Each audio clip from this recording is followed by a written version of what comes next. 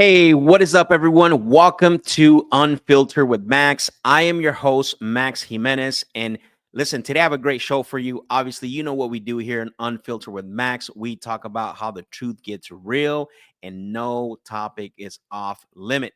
Man, I'm super excited today because the show that I'm about to bring you today is something that is, of somewhat of a discussion, right? And it's a big discussion because, when we talk about building teams, right? When we talk about creating an operation, especially in the sales world, which is where I come from, I'm going to talk about some pros and cons about remote teams and in office teams, right?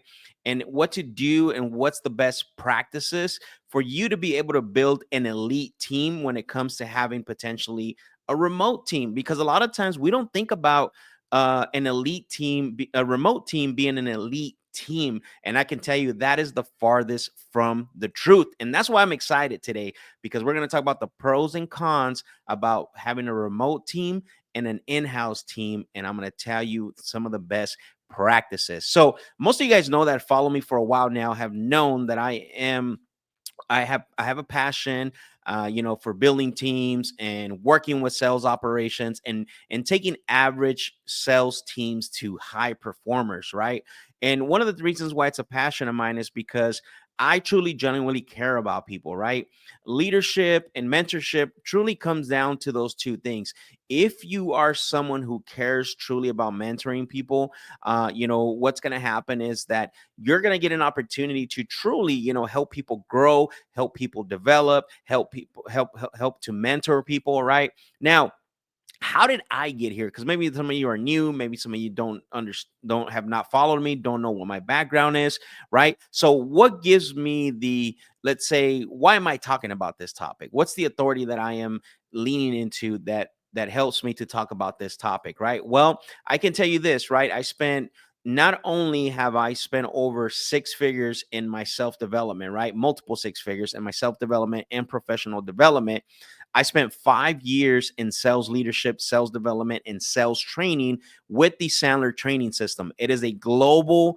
I'm not talking about nationwide. I'm not talking about just in the States. It is a global sales training program and a company that trains individuals across the world. So I spent 5 years in the classroom. Obviously I'm a lifetime member, so I'm still part of their training. I'm still part of that organization. And so a couple of things that I learned there, right? Not only did I learn about sales training, I learned about sales management, sales development, accountability, sales accountability, like all these things on how to run an effective and efficient sales operation. So I want to give you a little insight of that. Not only do I have the classroom experience, but look, I've been building sales operations, especially on the real estate side with the wholesale side, for the last 5 years, right? Working with different teams and helping them to go from, like I said, average sales teams to really high level performers, right? And I'm going to give you all the best practices. I'm going to talk about the pros and cons of having an in office team and having a remote team. Because, like I said, when you think about a remote team, most people don't associate the word elite with the remote team, but you're going to be very surprised what I have to say today. So I'm really excited. Listen, if this is your first time watching, please like this video, subscribe to the channel, and share this video with somebody that you believe can use this, that's in a leadership position or potentially is trying to build a remote team. Now, let's start off with having an in-house team, right? Because that's always the most popular way of running a sales organization, or maybe working with a sales team or an operation, right? And I'm going to tell you something. I believe, right, if one of the benefits, and there is a huge benefit about having an in-house team, is that you know obviously you're there, right? You're in person. The connection between you and the team does go a lot higher, right? It doesn't mean it's perfect, it doesn't mean that it always works, but at least you can get up and walk over and tap somebody on the shoulder and say, hey, what's going on? Or hey, what let's go ahead and talk. Now, I'm going to tell you this, that doesn't necessarily mean that it's better than having a remote team. that's just an added, probably, an added plus, right? Like that's a plus that you can just walk up and go over and talk to someone if they're struggling, or if they're, if they're going through a certain situation that you're seeing. Now, that doesn't mean that it's better than having a remote team. That's just the benefit, right? That's one benefit of having an in-house team. Another benefit of having an in-house team, right, is that you're building a potential culture that, with inside of the office, right? An in-office culture. Now, also though, having having an in-house team potentially can mean a little bit more drama, right? You're always going to deal with drama, especially when you have that in-house team. I mean, you have to remember, like, there's going to be, there's going to always be drama. I get it, right? There's always going to be drama when it comes to, in-house teams or even remote teams. But I think the drama goes up a little higher with in-house teams. So again, some few benefits, right? I remember, I'll give you some examples, some of the things that I was doing, some of the best practices to not only work with the remote team, but also an in-house team. So, accountability works really well. Making sure that you have daily activities, right? Making sure that you're always doing something to push the team forward, right? Now, let's talk about the remote team. What are some benefits about dealing with the remote team? Well, here's the great thing about dealing with, building a remote team. A remote team, everybody's working within their own space, right? Can you still tap someone on the shoulder and say, "Hey, we need to talk, something going on"? Absolutely. Today, in today's day and date, 10 years ago, maybe not. Today, absolutely. We can mimic the exact same things that you can do in an in-house, in an office with an in-house team, as you can do the same things with a remote team.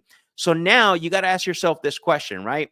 If in today's date right now, if there's really nothing separating, some of the benefits, right, of having a remote team or in-house team, if some of the things are still similar, right? You can have activities, you can have accountability, we can get somebody on a Zoom call, we can get somebody on Slack and do a quick huddle, we can get somebody on Google Meets, right? um the accountability is there, scorecard, meetings, all this stuff. So what is the separating factor when it comes to having, you know uh, um great team, in both the remote team and also the in-house team? It comes down to two things: culture and leadership. Write that down. What does it come down to? If some of the same exact benefits or some of the same things that you can do inside of having an in-house team with a remote team. So what will separate the two from one performing higher than the other?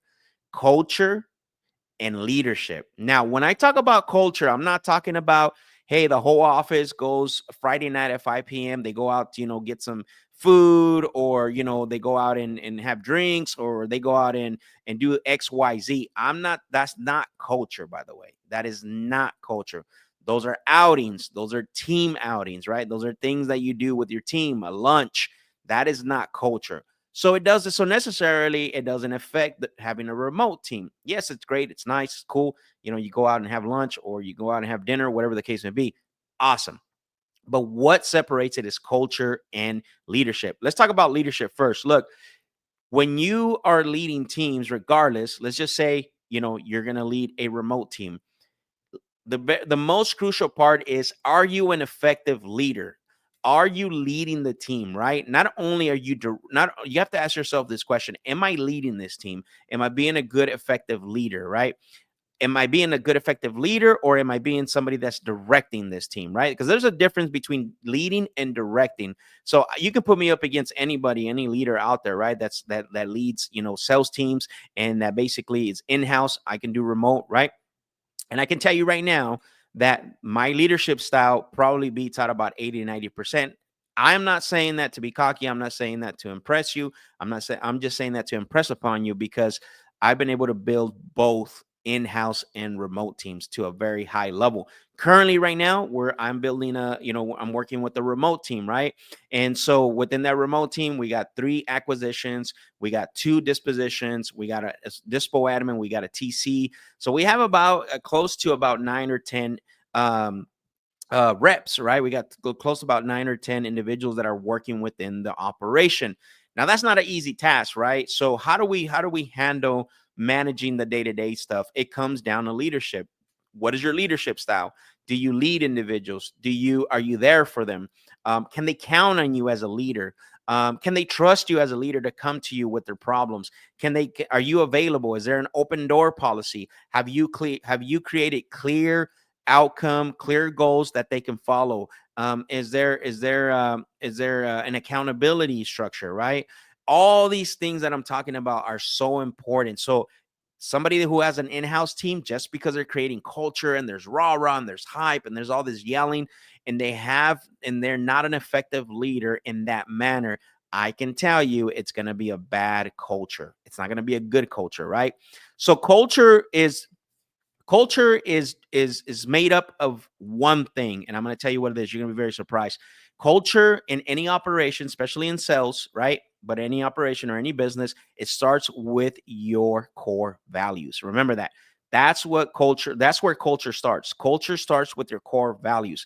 And listen, so many people make the mistake of creating core values by using cool words like positive, money, hustle, whatever, right? Whatever is really hype right now, whatever is really cool, right? And I'm going to tell you that is the worst thing that you can do for your operation. You cannot create your core values based off cool words. Core values is what it means. It's core, it's inside you, it's what's important, right? So if you want to create a culture, right, that reflects who you are as an individual, then you need to understand what are your core values, right? Not cool words, not, hype words and things like that. Is what is internally inside of you? What is it the thing that drives you? What is it the thing that gets you up every day? What are those things that you wouldn't cross the line because of this, right? It's very important to understand that. And there's an activity that you can do where you can build your core values. I did this activity probably 5 years ago, and I've helped a lot of people to also help, come up with their core values. So very simple rule, right? You take 3 to 4 people who have impacted you on a very personal high level. Now, here's the gist: is those people you cannot, that you sorry, they have to be somebody you personally know. They cannot be your favorite football player, your favorite, basketball player, your favorite musician. No, you have to know them personally. It could be a grandpa, father, coach, mentor, pastor, whatever the case may be. So you take those individuals and then you write down how you believe, not what anyone else says, how you believe they impacted your life. And you're going to see all you need is 4. You don't need more than that. 3 minimum, 4 maximum. And you're going to see the same words pop up every single time, right? You're going to see work ethic, you're going to see integrity, you're going to see commitment, you're going to see urgency, you're going to see grit. My grandma told me to believe. Maybe that's going to be one of your core values, whatever that is. My grandpa or my father instilled hard work ethic, right? My pastor showed me how to serve others first, right? So this is the way you come up with the core values. Once you establish your core values, those things that are internally inside of you that you will not violate, then you basically put them in writing, right? You put them somewhere, so that way you start to build your culture based around those core values, right? You're going to hire, you're going to fire, you're going to train, you're going to hold people accountable. The operation now has an identity that it's living off of, right? Core values are not just cool words. They're a breathing, living organism that you're going to thrive or die off of. I'm telling you right now, that's why you cannot use cool words. So this is how you start creating culture. You start with your core values, and then you start with your core mission, right? What is the mission of your company? What are those 2 3 things that your company is going to evolve, is going to make an impact on, right? And again, like, this is the mistake that I see a lot of people. This is what I've been saying, like, the difference between a high level elite remote operation versus an in-house operation is not the location. It starts with leadership first, right? 2 things: leadership and culture. I just told you guys how to come up with your culture. I'm telling you right now, we're dropping some games. So you're on the show Unfiltered with Max. Hit the like button. Let me know in the comment section what you think so far, because we're about to go deep in this thing here. So again, The way you start with culture is first, it starts with leadership. Are you a leader that leads your team? Are you a leader are you an effective leader? Are you there for your team? Are you, are you willing to do the things that that are asked of you, right? Are you a leader that you can be trusted? Are you a leader that someone can confide in? Are you an open door policy leader? And then culture starts with your core values. I said earlier, it's not about outings, it's not about going to lunch. That's not culture. Those are team activities, right? Now, once you come up with your culture, right, through your core values, and then through your, what is the mission, right? What is the focus mission for your company, right? What's the purpose that's driving you? Now your company starts and your operation starts to have an identity. If your company doesn't have an identity, I'm telling you right now, you're going to suffer. The reason why you're going to suffer because you're going to try to fit every single person to come and work part of your team that you think they're going to be great just because they sound cool, just because they said, oh, this guy's a killer, man, this guy's a shark, oh, this guy's going to give me results. I'm telling you, don't make that mistake. Write down your core values, write down your focus, your purpose statement, right? What is your mission, right, for your company, so it can build an identity. So then when you start to interview, when you start to talk to individuals that want to get hired on, uh, you know, you start to measure them through that lens, right? You start to look at every single person that's going to come to your operation through those lessons. I'm telling you, it's so powerful. It's changed the game when it comes to hiring, and when it comes to firing, and when it comes to accountability. If you don't have those two things that I just talked about now, your operation is going to suffer, and you're going to have a nonstop, never ending, rotating door when it comes to hiring, and when it comes to really holding people accountable. I'm telling you, I've seen in many operations where the toxicity is, it just keeps going and going and going because the leaders don't have anything to, they don't have a lens to look at through, right? They have no core values that are theirs, that are internal, that they'll live and die by, right? They're cool words, they're things that they said, man, this is awesome. And then they don't have no purpose statement, right? They don't, their business doesn't have an identity. So now it's kind of like a sea, right? Kind of going back and forth, and kind of, they're just trying to make it work. And I'm telling you, the frustration is going to set, you're going to get upset, and then you're going to want to give up. Start with those things. Start with your core values, right? I told you how to come up with your core values. Go back and watch this video again so you can run through those all over again. Now, once you establish your core values, you establish your purpose statement. Now your company has an identity. Now you need to have clear, concise goals. You need to know your targets. You need to know what you want, right? This is another thing where people struggle. So if I'm running a remote team, and you have somebody that's running an in-house team, right? And I'm doing this effectively, and I'm doing it at a high level, that in-house team is not doing the things that I just talked about, and that leader's not being effective, and there's no core values, and there's no purpose statement, and there's no clear, concise goals that the team's got to hit. Who do you think is going to perform at a higher level?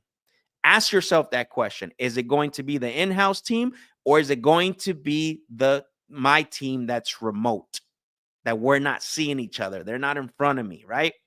Well, if you don't know the answer to that, I'm going to tell you the answer to that. My team is going to beat out that team every single day and twice on Sunday. Because again, we have structure, we have accountability, we have goals to hit, we have a vision, right? We have a mission, we have a core values that we follow, right? And it's great. And this is how you start creating your culture. One of the biggest mistakes that I see a lot of operations make, whether you're in-house or remote, it doesn't matter, is really the team activities. I see the lack of this so much, right? Listen, I even had some other leaders challenge me. Hey, you're spending too much time with the team. You're training them too much, or you're doing this too much. And my question is always like, do you really think that the results we're getting would happen if we didn't do those things, right?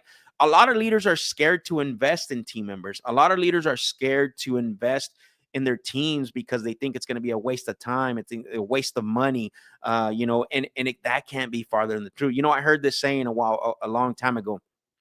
What if we train these individuals and they end up leaving? It's a fair concern, right? What if we invest in these individuals and then all of a sudden they turn on us and then they end up, going somewhere else? Again, valid concern. But To me, that's not a fear of mine, right? I'm a big believer that what I'm teaching someone, or what I'm investing someone, what I'm investing into someone is actually crucial for my operation. So the way I look at it is I say, what if I don't invest in this individual? What if I don't teach this individual to do things right? What if I don't have an accountability conversations with this individual? What's that going to do to my operation if they're here 6 months, 1 year, 18 months? Do you really think that my operation is going to thrive? Absolutely not. So, as a leader, you cannot be afraid to invest in your people. If you're an effective leader and if you want to build the culture, you need to have team activities, right? You need to invest in your individuals. Are you meeting with them at least once a week? Are you meeting, let's say you're a two-man team or a solopreneur, you got to start doing this now, because by the time you hire someone and you don't have any of this, man, you're in big trouble, because you're going to have to start back, because you cannot make the excuse that, hey, it's me by myself, Max. Like, do I really need these things? Yes, you really need these things, because it won't be just you by yourself in the long run. If your goal is to work this as a business and take it serious, you need to start doing this now, right? Okay, let's go ahead and get back to remote team versus in-house team, and why to me, right, it comes down to leadership and culture. We talked about how to start building culture. Right now, let's talk about team activities, because this is part of the culture and part of leadership. Why a lot of leaders don't like to have team activities? Because they're lazy, right? One is they're lazy. Two, they don't know how. Three, they're not effective leaders, right? They're just like, give me the results I want, and that's all I care about. Okay, well, sometimes that doesn't happen that way. You have to take initiative, and you have to make sure that your team is doing what they're saying, right? Listen, I'm a big believer in this rule. And listen, I violated this rule because, I've trusted people, right? Trust and verify. Trust and verify. And too many times as leaders, we don't do that, right? But how could you if you don't have anything? You don't have no clear goals, concise goals. You don't have anything to measure, right? You don't have culture. You don't have core values. You don't have a purpose statement. You don't have team activities. And so it's very crucial that you develop this. Meet with them once a week. Okay, what are we doing? Where are we at? What was last week? What numbers did we hit? Meet with them, every day, a morning huddle, really quick touch, 15 minutes in the morning huddle. Meet with them, do a pipeline review. What is the deals that are in the pipeline? What are some issues with these deals? What do we need to focus on? Do some training at least once or twice a week with your team, right? And then what happens is that the one thing that a lot of leaders lack, it's looking for other leaders within the team. I'm gonna tell you, I can't. There's so many times when I see this mistake, right? Is really looking for someone that can replace you, because you are not gonna be able to do everything.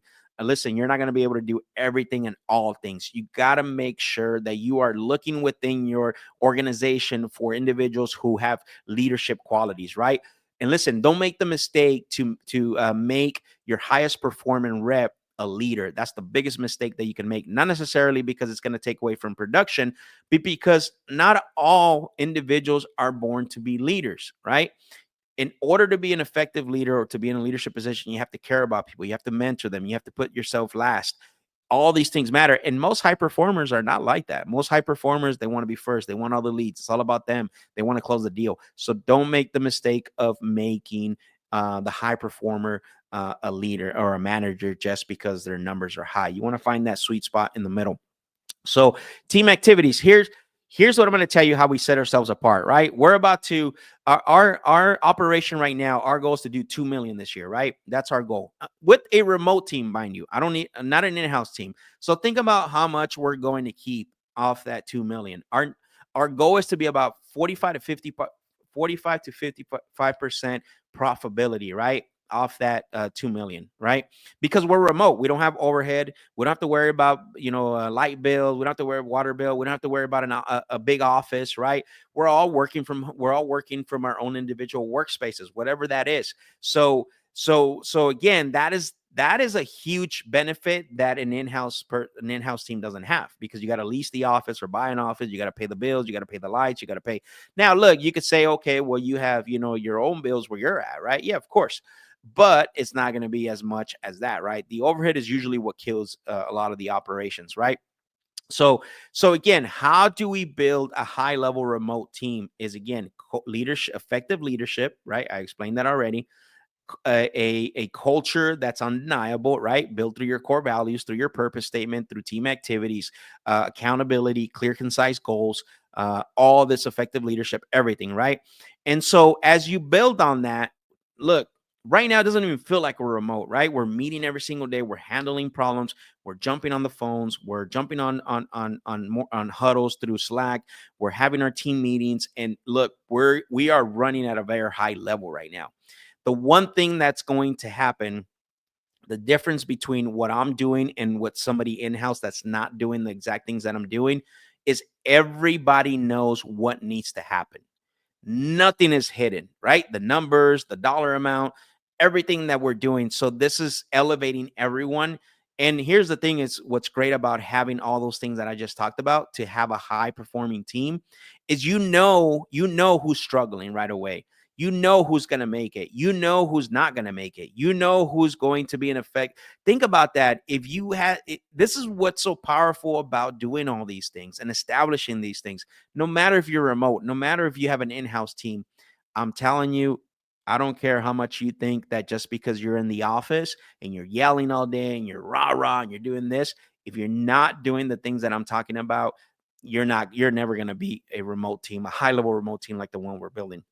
One thing we're doing currently, and I'm going to wrap this up already because I'm going to give you guys this last thing. One thing we're doing currently, right, which is very, very great. Again, this is culture. This is part of culture. Hanging out, going out to eat is not culture. One thing we're doing right now, we have a every Friday, we have a every Friday we have a our culture is Finish Friday. Now we didn't come up with that, right? It's Finish Friday every dang Friday, right? While others are packing up and getting ready for the weekend, we're finishing strong. And we watch a video, which is a self-development video. Why do you think that is? Why we do that on Fridays? Because typically by Friday, most sales reps are really starting to unwind. They are. That's just the natural thing that happens. So basically, what we do is we wait till Friday, and as soon as we get on that Zoom call, we say, "Hey, you know what today is? It's Finish Friday, baby. Today is Finish Friday." Every dang Friday, while others are packing up and they're getting ready for the weekend, we're about finishing strong. And listen, I'm telling you, the last 4 or 5 Fridays, the last Fridays for the last almost month and a half, we've had our best days, our best day ever from the whole week. And it's crazy to think that, right? Because, like I said, most people, when they think about Friday, they're usually thinking about the weekends, right? And that is the culture that you need to create. That's why, again, I said it's not about location, right? It's not about being in an in-house office. It's not about being in an office and having an in-house team. It's about culture, it's about leadership, it's about accountability, it's about transparency, it's about having clear, concise goals. If you can have this thing, it doesn't matter if you're remote, right? It doesn't matter if, again, you can have this also in office, but some people choose not to. Listen, man, like, I know there's some very toxic cultures in office, right? We don't have to deal with that. It's all about business. It's all about getting down to work, and guess what? We get the results that we get. So listen, I hope you enjoyed this, because I dropped a lot of game today, right? The difference between an elite remote team and an average in-house in-person team. Listen, we'll beat them out every single day, right? So I hope you found value in this. Listen, one of the things that you can do for me is click the like button, share this with one person that you think can benefit and take away some nuggets from this, and subscribe to the channel. That helps me out, so that way we can get, you get notified. That way you can, get alerted when the new episode drops. But listen, the pros and cons about having a remote team and having an in-person team. I hope you enjoyed this, and I'll see you on the next one with Unfiltered with Max. Thank you, y'all. Later.